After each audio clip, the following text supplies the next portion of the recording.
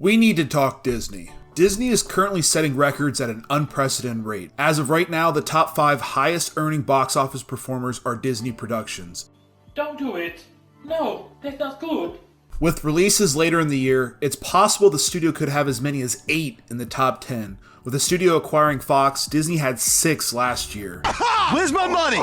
Yeah, you got money to pay for fake mustaches, huh? Before I delve into the fears, please let it be known that this isn't an anti-Disney this or that piece. Obviously, Disney has made everlasting content that has forever changed media. However, the rate of growth and control is warranting of concern. But why? Why does it matter if Disney continuously dominates? Disney's increased power is most evident in the releasing of their films. During the release of The Last Jedi, Disney required a record 65% of theater profits.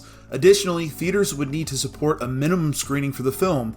If theaters did not, they would be hit with a hefty penalty. This unprecedented aggression by the studio could be warranted with a blockbuster like Star Wars, but is it? Disney was literally holding theaters hostage for profits. The Last Jedi would go on to be the largest grossing film of the year. This iron fist by Disney is worrisome for smaller films. Theaters will ultimately follow the money and buckle to Disney. In turn, this will take light away from smaller films like Annihilation. Let's not forget, a film like John Wick started as a smaller film. This inevitable monopoly from Disney could squander smaller films from gaining a following or any momentum. Again, I'm not here to dismay or destroy anyone's thinking on Disney content. Whether it be the Marvel Cinematic Universe, Star Wars, or perhaps a Disney princess, the studio has been doing something right, but their decision making towards the content, again, is concerning.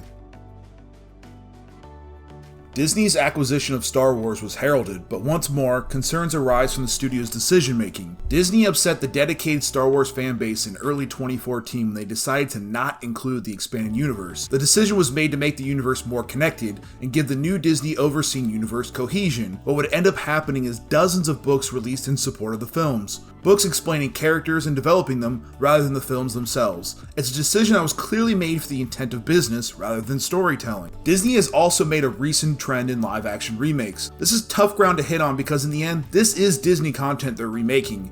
It's important to remember that Disney remakes are absolutely not new, but they're a growing trend with films like Aladdin, The Lion King, Dumbo, and Christopher Robin all being released in the last year. The latest Disney box office domination, The Lion King, scored a sizable $531 million opening weekend. The film has taken several negative shots at being a shot-for-shot remake of the original Lion King. Critics as well as fans went on to say, while a visual achievement, it lacks the heart and soul of the beloved original. Again, this is tough ground to work on as this is Disney content.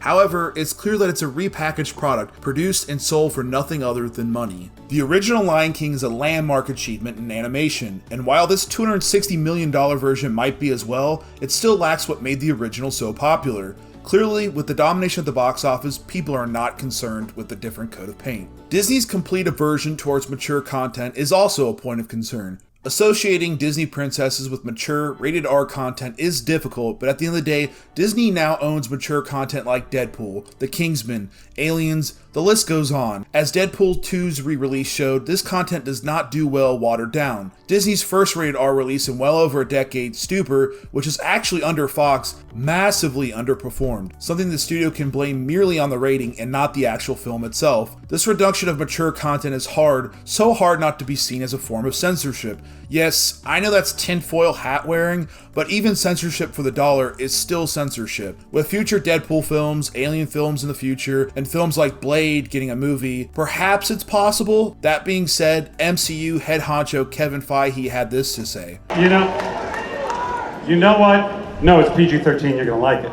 So, you make up your mind. The best thing to do is to vote with your wallets, but at this point, that's clearly largely in favor of Disney. Meh, what do I know?